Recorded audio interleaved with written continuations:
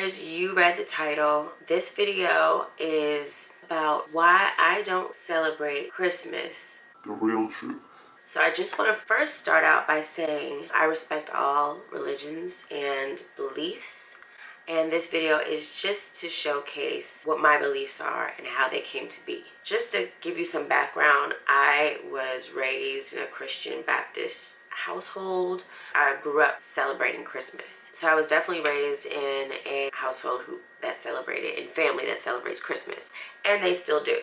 For me, I started questioning the Christmas holiday when, I don't know, I guess Santa Claus really threw me off. And God gave us discernment for a reason. And as I got closer to God, my discernment was much stronger. A lot of people don't realize that God is very simple. God is very black and white. A lot of people try to live in the gray area, but God is very black and white. And by black and white, I mean it's either good or evil. And God also gave us discernment, right? So if you want to know something, you can use the discernment that God gave us. So for instance, when reading the Bible, we already know that the Bible has been rewritten so many times and reinterpreted so many times from its original Hebrew version. Not only has it been rewritten and retranslated, things have also been added to the Bible. So I'm not saying don't read your Bible, but use God's discernment when reading the Bible. For instance, God gave us a moral compass. Moral compass is either good or bad, black and white. So when reading the Bible, you use your discernment. When it comes to communion,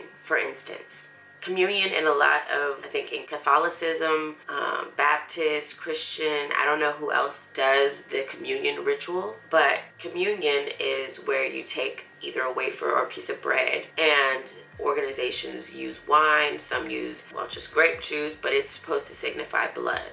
So the bread signifies flesh, and the wine or the juice signifies blood, correct? God would not have us doing rituals that involved cannibalism or any type of flesh-eating ritual, okay? And although this is not real flesh, the implication of it, God would not have us do that, right? So the ritual of the drinking blood and the eating flesh, and the drinking blood and the eating flesh every first Sunday of the month, these are rituals, right? And you have no idea, and you're thinking that you're just following God, but you have to use your own discernment. So that's something that could have been added to the Bible, which I believe it was, to mislead people. So that's why you have to give and take. Unless you're going to take the original Hebrew Bible, translate it yourself to have a better understanding. And also through your translation, you can get lost in translation, because back then the words that they used don't mean the same thing that they do here. So you would really have to know the dialect and know the times. The moral compass that God's people possess, right, is either good or evil. There's nothing in between. So I write that off. The communion, I feel like that was added to the Bible to confuse the masses, all right? Those type of rituals. So that's how you use your discernment. Back to Christmas, December 25th. And I'm going to put my information that I have right here, is when people celebrate Christmas and they say the reason for the season is Jesus's birthday. A lot of us already know that December 25th is not Jesus's birthday. His birthday is said to either be in March or September. Nobody has pinpointed it, but it definitely isn't December 25th. However, December 25th is someone's birthday. So I don't know if you guys are familiar with Tammuz, but Tammuz's birthday is December 25th. This day was highly honored and recognized by Nimrod's supporters. Now, who is Nimrod? My question to Google was, is Tammuz and Nimrod the same? It says Tammuz was worshipped as the reincarnation of the sun god Nimrod, and his birthday is recognized up until this day on December 25th. We know that Tammuz was worshipped as the reincarnation of Nimrod, okay? And the birthday was December 25th. Now, what does it have to do with Christmas? How do we know that that relates just because he was born December 25th? How do we know that that's related to the Christmas that everybody knows and loves? The Nimrod tree. On each anniversary birth, which is December 25th, Nimrod would visit the evergreen tree and leave gifts upon it. Now let me just read you a quick little blurb about Nimrod, the king of Shinar. Nimrod is a biblical figure mentioned in the book of Genesis and books of Chronicles, the son of Cush and therefore a great-grandson of Noah. Nimrod was described as a king in the land of Shinar. The Bible states that he was a mighty hunter before the Lord began to be mighty in the earth. Later, extra-biblical traditions identified Nimrod as the ruler who commissioned the construction of the Tower of Babel, which led to his reputation as a king who was rebellious against God. So if anyone knows about the construction of the Tower of Babel is in Babylon. As you can see, the evergreen tree, the gifts, all of those are rituals, and they are rituals worshiping Nimrod. Nimrod was rebellious against God. So you are essentially worshiping and doing the same rituals that those who worship Nimrod, who was rebellious against God. It's either good or evil, right? So I understand that, you know, people were raised this way and Christmas makes you feel warm and fuzzy and you get to sing all these great songs and be with your family and create memories. But I just feel like people should at least know what they're really celebrating. And a lot of people try to repurpose Christmas by saying, oh, well, we're celebrating the birth of Jesus.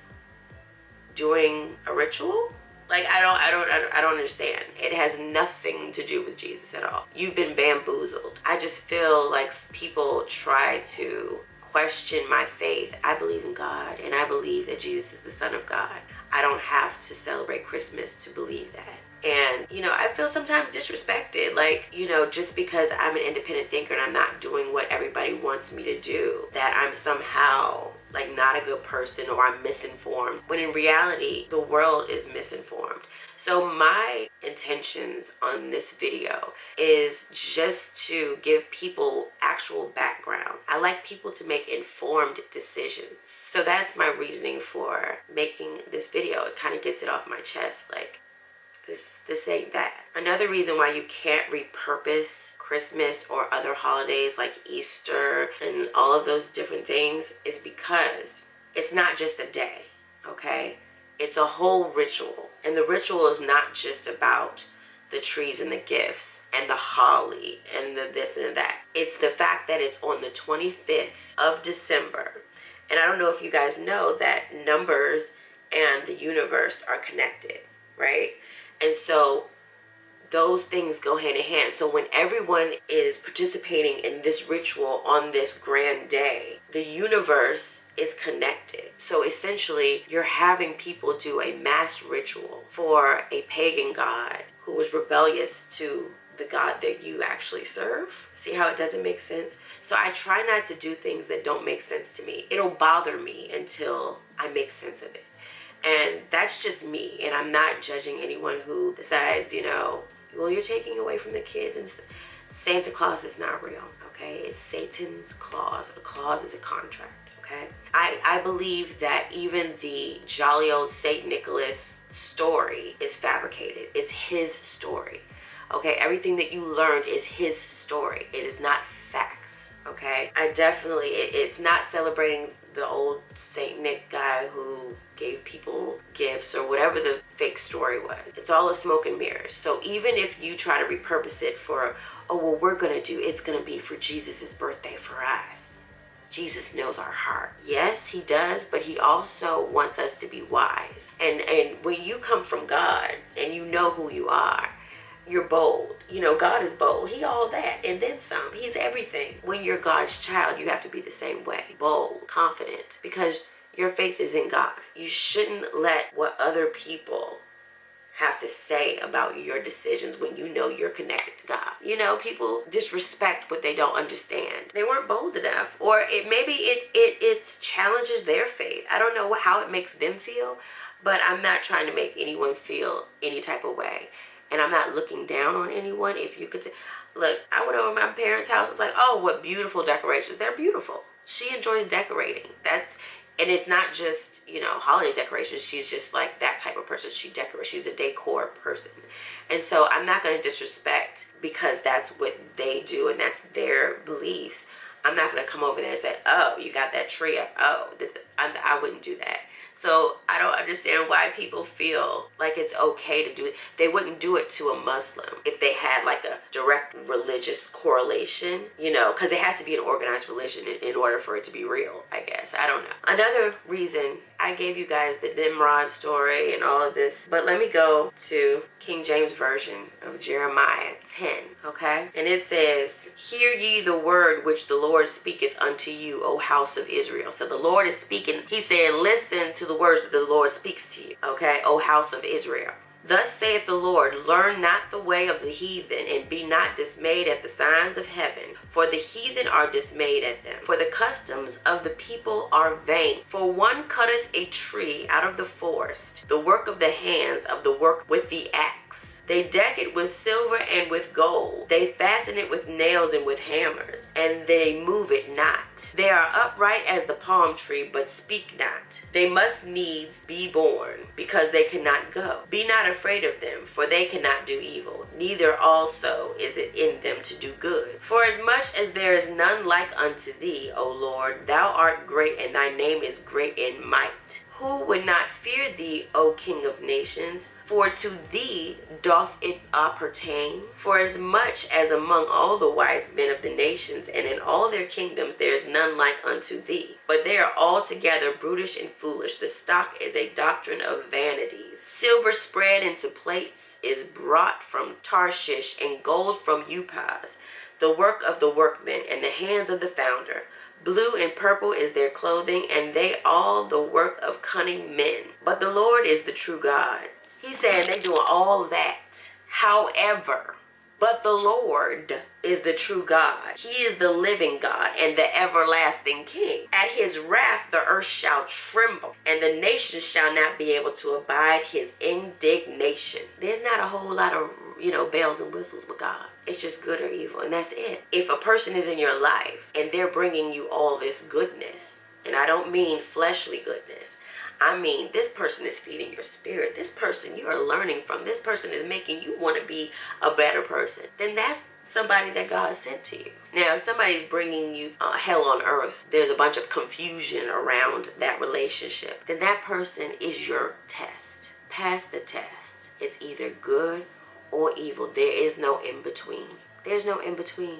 I gave you some scripture, I gave you some references, and I gave you facts. I've also included them in the clip as well. And I don't feel any type of way when people don't understand the reason why I celebrate Kwanzaa. And when I do tell people that I celebrate Kwanzaa, they immediately start to test me, right? Oh, well, you know all the days? Well, do you wear the robes? And did you do this and did you do that? I just smile and I say, no, I don't know all the words yet by heart. I don't know all the words yet. No, not by heart. And that's because I've only been celebrating Kwanzaa for 3 to 4 years, whereas I've had almost 40 years of celebrating Christmas. So I know all the fa la la la la. I know all the this, that, and the third. And I was already conditioned for Christmas. So I'm just unlearning and relearning things, okay? Another reason why I celebrate Kwanzaa is because no one should feel that they are entitled to anything. In real life, and you have to teach your children real life. In real life, you have to be patient.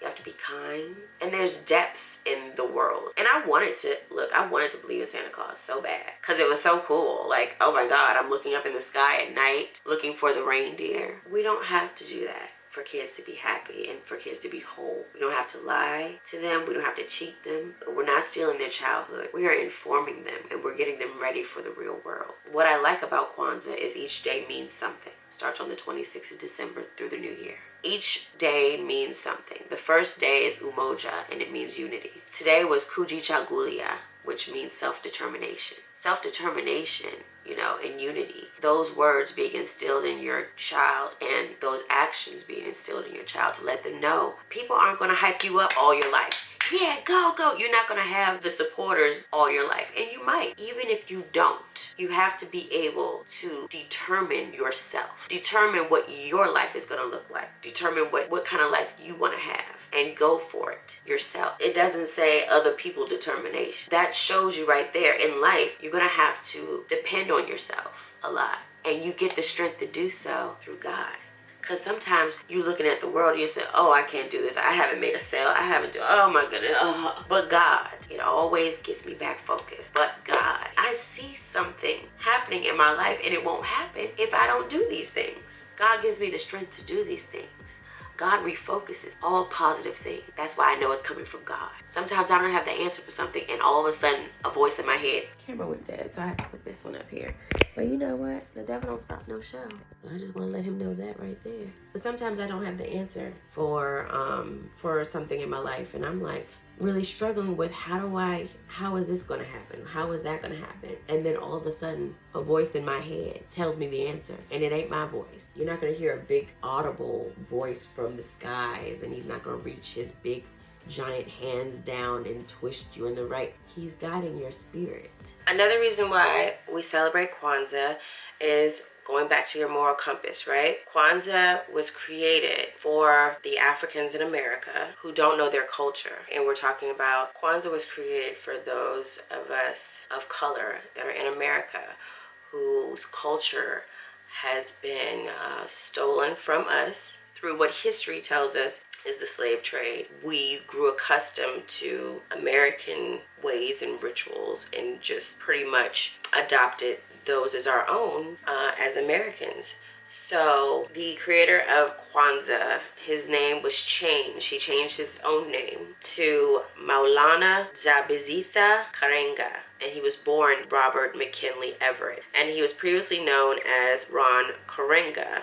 He's an American professor of Africana Studies, activist and author best known as the creator of the Pan-African and the African-American holiday of Kwanzaa. So I like that he created something that Blacks in America can have as their own. I like the fact that someone thought of something to call our own. So we don't have to just grow accustomed to what other people are doing. We can have our own thing. When we go back to our moral compass, good and evil, is Kwanzaa good or is it evil? Well, let's go to the principles of Kwanzaa. So the first day, as I told you before, is Umoja, which means unity. Unity is not negative, okay? To unite with your village and your brothers and sisters can only bring positivity. So unity, not a bad thing. Kuji Chagulia, which is the self-determination that I was talking about, that's not a bad thing either. Good and evil. It's very simple. All right, Ujima is collective work and responsibility, working in groups, working together, and having a sense of responsibility to your community. I don't see anything bad that can come from that.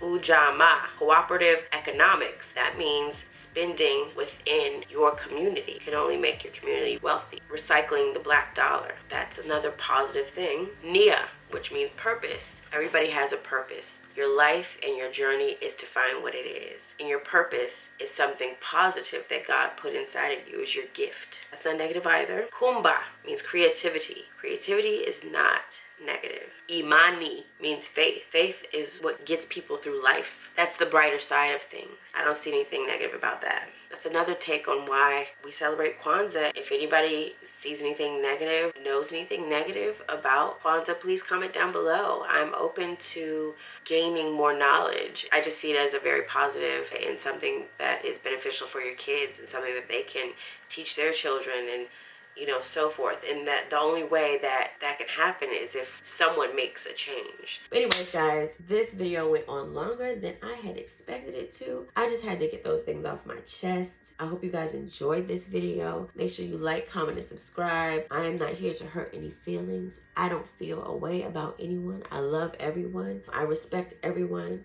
and whatever they do. I'm just explaining what I do and why I do it.